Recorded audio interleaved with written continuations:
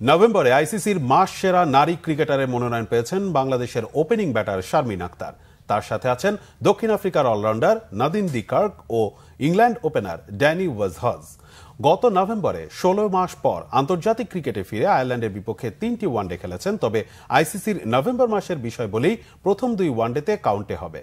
সেখানে ২ ম্যাচে ১৩৯ রান করেছেন শারমিন আক্তার। প্রথম ম্যাচে ৯৬, দ্বিতীয় ম্যাচে ৪৩ এবং এমনকি ডিসেম্বরের ২ তারিখে হওয়া তৃতীয় ওয়ানডেতে করেছেন ৭২ রান। ২ ম্যাচে ৬৯.৫০ গড় ও ৯১.৪৪ স্ট্রাইক রেটে ১৩৯ রান করায় আইসিসির নভেম্বর মাসের অন্যতম সেরা বিবেচিত হয়েছেন শারমিন।